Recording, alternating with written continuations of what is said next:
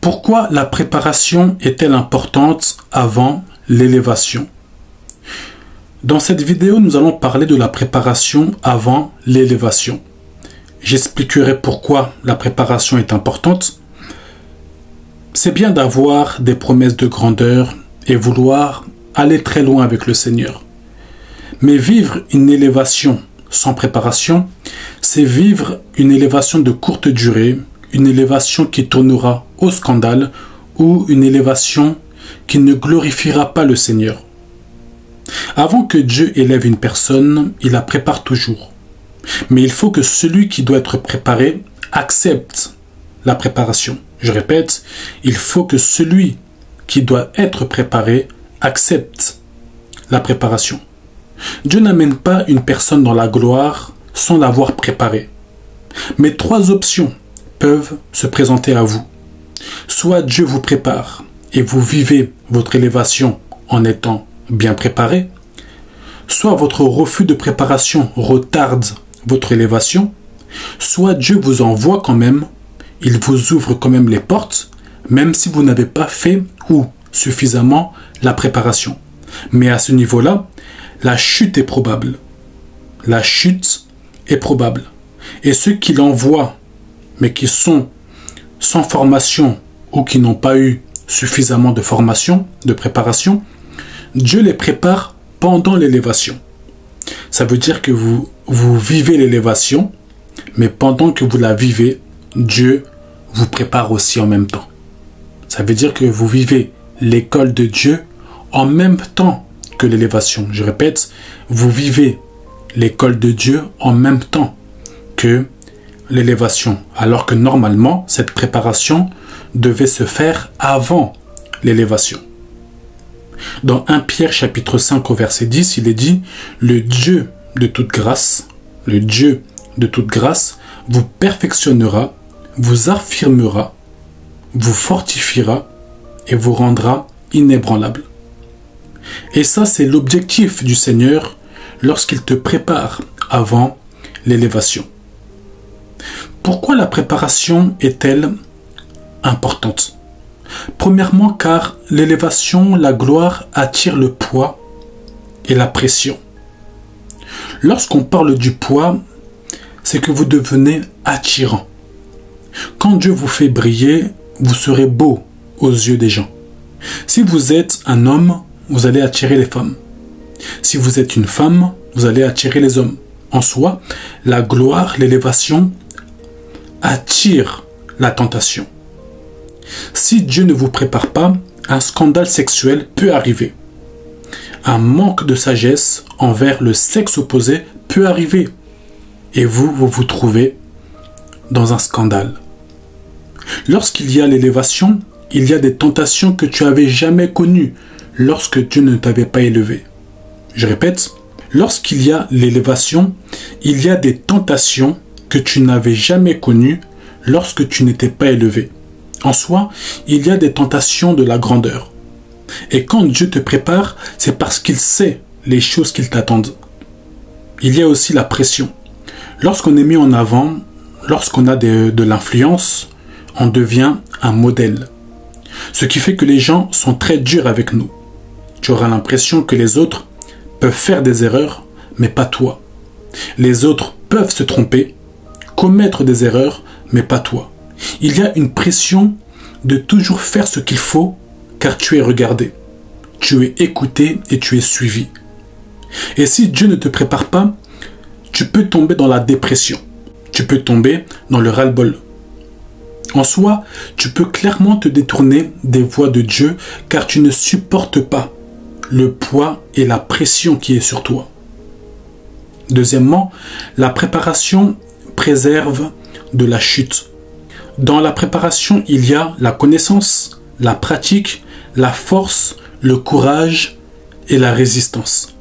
Celui qui rate la préparation, il fera des erreurs, mais des erreurs qu'il aurait pu éviter s'il aurait été préparé. Si tu vas à l'école et que tu sèches les cours de mathématiques, tes échecs à venir seront au niveau des calculs.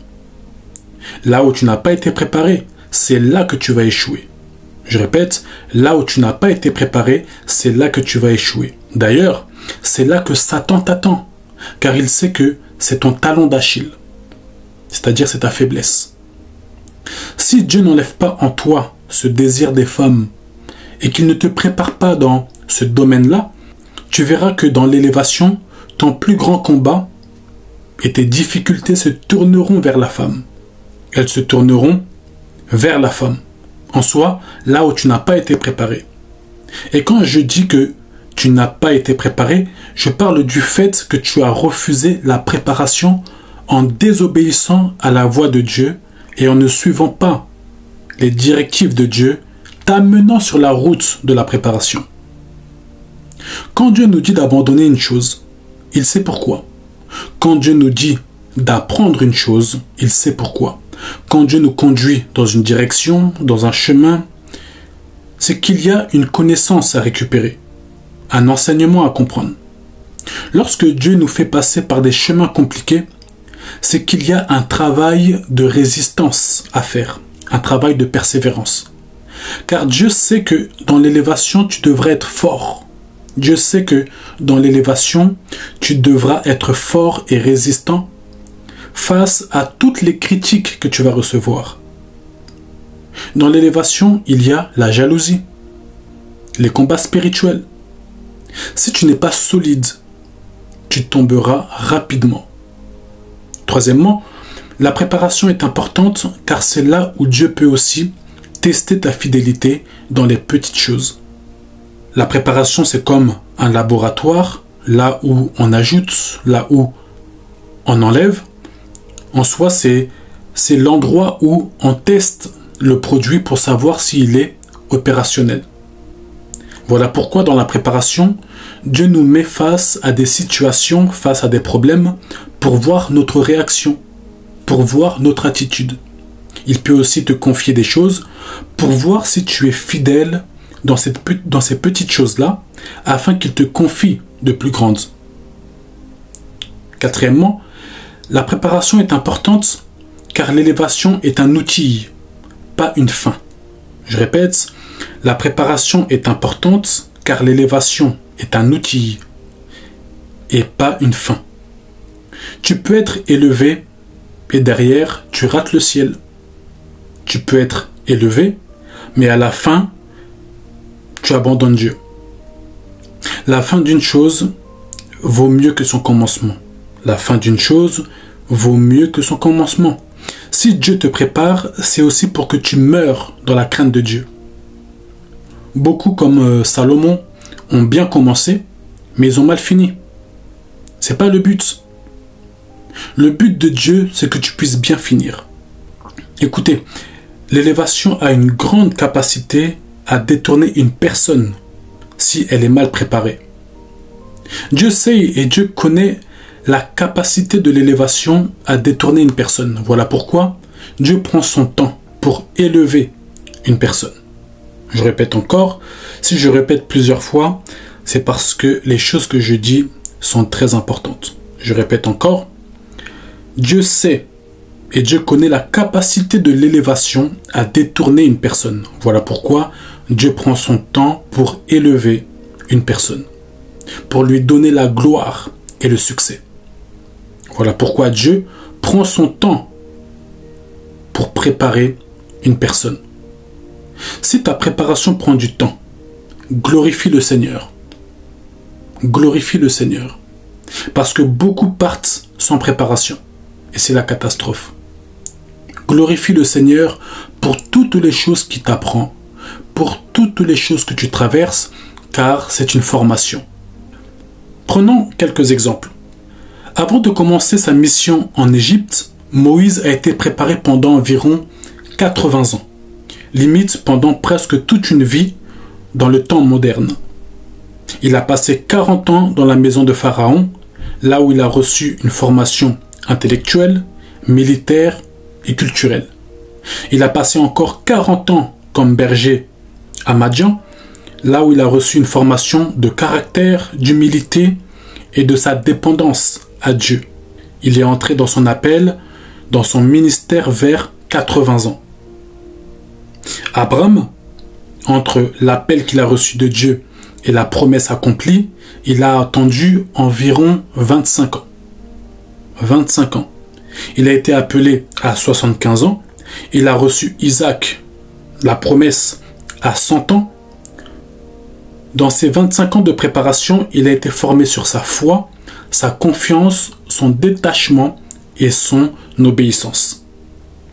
David, entre l'onction qu'il avait reçue du prophète Samuel et le trône comme roi, il a été préparé pendant 15 ans environ.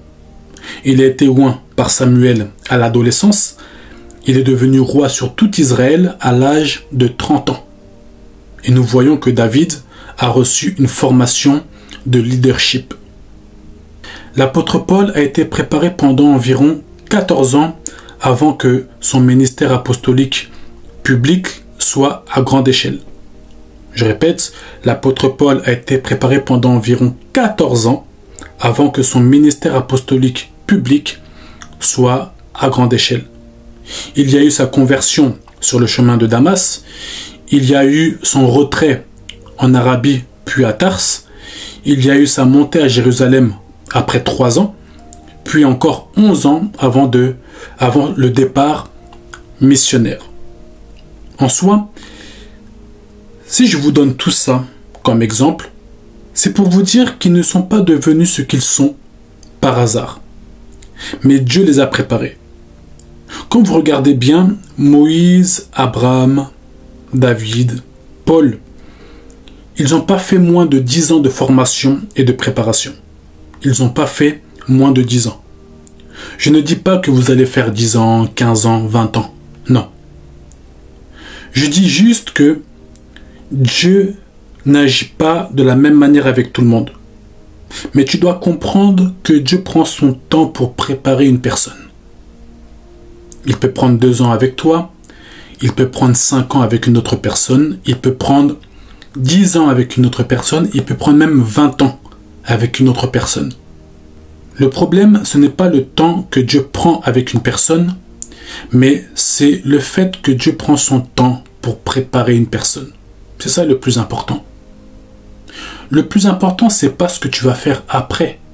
Le plus important, c'est la préparation que tu reçois pour bien faire la mission qui va venir après. À quoi donner une mission à quelqu'un s'il est mal préparé? Il va gâcher la mission. Donc le plus important, c'est pas la mission, c'est la préparation qui va t'amener à bien faire la mission. Donc prenez au sérieux la préparation que vous traversez avec Dieu. Prenons d'autres exemples. Prenons l'exemple de Joseph. Dans Genèse chapitre 37 jusqu'à 50.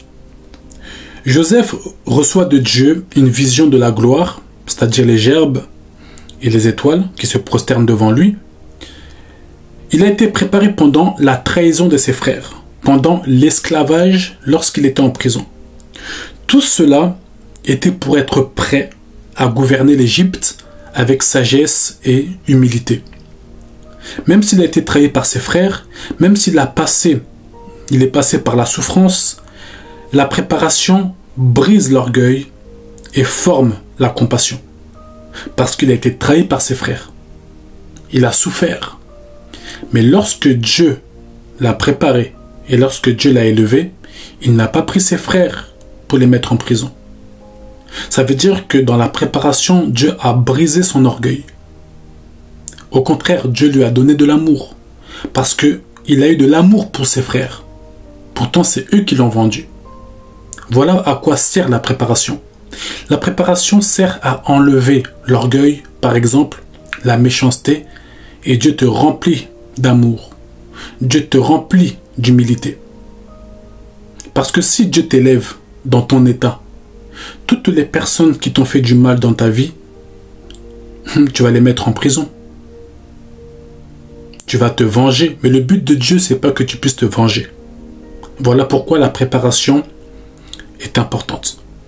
Donc, en parlant de Joseph, c'est cela qui a fait que même dans l'élévation, il a gardé, comme je l'ai dit, de l'amour pour ses frères. Avant de continuer, Voici d'abord quelques versets que je voudrais donner rapidement pour que vous puissiez étudier par rapport à tout ça. Proverbe chapitre 24, le verset 27, il est dit « Mets d'abord de l'ordre dans tes affaires au dehors, prépare ton champ, puis tu bâtiras ta maison. » Habakkuk chapitre 2, le verset 3, il est dit « La vision s'accomplira, elle s'accomplira certainement, si elle tarde, attends-la. » Et un autre verset que je vais donner, c'est Ecclésiaste chapitre 3 au premier verset, il est dit « Il y a un temps pour tout. » Voici comment être bien préparé. Premièrement, il faut avoir un caractère solide. Être une personne intègre, être patient, être humble. Il faut que Dieu puisse pouvoir te faire confiance pour te confier sa gloire en sachant que tu ne la voleras pas. Il faut que tout ce que Dieu fera avec toi, que toi tu sois conscient que c'est la grâce de Dieu. Ce n'est pas tes efforts personnels. Deuxièmement, il faut aimer apprendre, il faut aimer se former et il faut avoir une discipline personnelle. Il faut que tu sois une personne qui sait se discipliner. Une personne qui a ses temps de prière, ses temps de méditation. Une personne qui aime continuer à apprendre des autres et qui arrive à écouter les autres. Le problème, c'est quand Dieu nous élève, on pense que c'est les autres qui doivent nous écouter, mais que nous, on ne peut plus écouter les autres parce qu'on est trop grand. Ça, c'est la plus grande erreur à faire dans l'élévation. Il faut continuer à apprendre, il faut continuer à se former. Toujours. Une personne qui aime continuer à apprendre des autres et qui arrive à écouter les autres, c'est une personne qui grandit et qui fait preuve d'humilité. Ce n'est pas que tu deviens quelqu'un d'important, que tu connais tout. Ce n'est pas que tu deviens quelqu'un d'important, que personne ne peut te conseiller. Troisièmement, il faut bâtir une vie spirituelle profonde. L'élévation demande une vie de prière stable et solide. Ce qui va te maintenir dans la gloire, dans l'élévation, c'est ta proximité avec le Seigneur. Je répète, ce qui va te maintenir dans la gloire, dans l'élévation, c'est ta proximité avec le Seigneur. Est-ce que tu vas continuer à le consulter? Est-ce que tu resteras l'enfant de Dieu que tu étais au début? Ou tu vas perdre ton premier amour? Si tu ne bâtis pas une vie spirituelle profonde, vu qu'elle ne sera pas solide, il sera très facile de te détourner et d'anéantir cette vie de prière qui est fragile. Quatrièmement, il faut accepter d'être caché pendant un temps avant d'être exposé. Quand Dieu te cache et ne permet pas que les gens puissent te consommer, c'est parce que tu n'es pas encore mûr. Et si on consomme un fruit qui n'est pas encore mûr, nous aurons mal aux dents et mal au ventre. Lorsque tu seras mûr, Dieu te fera paraître. Mais pour le moment, tu es en pleine croissance pour être mûr. Accepte ce temps où Dieu te cache. Tu es comme dans un laboratoire. Le produit n'est pas prêt. Si on lance le produit sur le marché, on peut tuer la population. Donc accepte ce temps où Dieu te cache. Quelles sont les conséquences si on néglige la préparation de Dieu? Premièrement, une chute rapide après l'élévation. Il y a des personnes qui ont été élevées par Dieu, mais le problème, c'est qu'ils ont eu une élévation de 3 ans. Mais après cela, on ne les voit plus. Il n'y a plus d'impact. Il n'y a plus d'influence. Pourquoi? Le manque de préparation. Si vous manquez la préparation, vous pourrez être élevé, car Dieu accomplit sa promesse. Mais elle sera de courte durée. Soit parce que vous serez à la base d'un scandale, soit à cause de votre manque de maturité dans plusieurs domaines, ce qui fait que vous ferez les mauvais choix. Voilà, je le dirais comme ça. Vous ferez les mauvais choix, les mauvaises connexions. Vous enseignerez des choses qui vous dépassent. Vous enseignerez des choses qui vous dépassent, ou vous aurez des comportements non corrigés qui vont vous attirer des problèmes et des jugements de Dieu. Ça veut dire que vous allez vouloir, par exemple, voler la gloire de Dieu, et ça va pousser le Seigneur à vous frapper, ça va pousser le Seigneur à vous résister. Deuxièmement, une mauvaise gestion des bénédictions. Si lorsqu'on néglige la préparation de Dieu, ça peut nous amener dans une mauvaise gestion des bénédictions. Cela veut dire que le manque de préparation vous fait rater et gaspiller les opportunités. Je répète encore, cela veut dire que le manque de préparation vous fait rater et gaspiller les opportunités. Vous êtes invité par un média, car vous êtes dans votre temps d'élévation, mais votre manque de préparation a fait que vous ne savez pas vous exprimer et vous parlez de manière vulgaire. À la suite de cette interview, on ne vous invite plus. Le vrai problème, c'était votre manque de préparation où vous deviez apprendre à vous exprimer correctement. En soi, c'est lorsque vous ne saisissez pas comme il se doit les opportunités qui se présentent à vous. Vous faites les mauvais choix. Vous allez là où il y a l'argent au lieu d'aller là où il y a l'impact et l'influence. Vous faites les mauvais choix. Vous invitez dans votre église une personne qui a de l'audience au lieu d'inviter une personne qui va pousser l'église vers le haut. Ce qui fait que vous avez une visibilité d'un jour à cause de cette personne que vous avez invitée, mais votre église ne progresse pas. Vous faites les mauvais choix.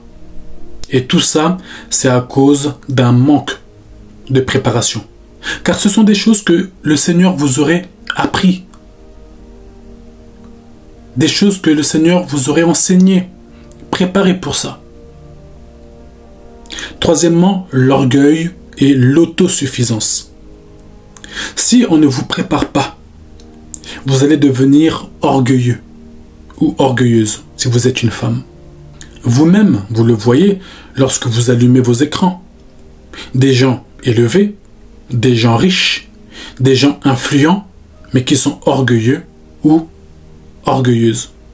Et sachez que l'orgueil précède la chute et que Dieu résiste aux orgueilleux. Donc en soi, le manque de préparation amènera Dieu à vous résister, même si c'est lui-même qui vous a élevé. Dans la Bible, il y a un roi qui avait été élevé par Dieu, mais à cause de son orgueil, Dieu lui-même l'a tué. Le même Dieu qui t'a élevé, qui t'a donné la gloire, l'élévation, peut aussi te résister et te tuer. Quatrièmement, blesser les autres. Lorsqu'on manque une préparation, on manque d'éthique, on manque de caractère, on manque aussi d'éducation. C'est-à-dire que dans notre comportement envers les autres, dans nos réactions, nous réagissons mal. Et cela mène à blesser les autres par manque de sagesse et par manque de maturité.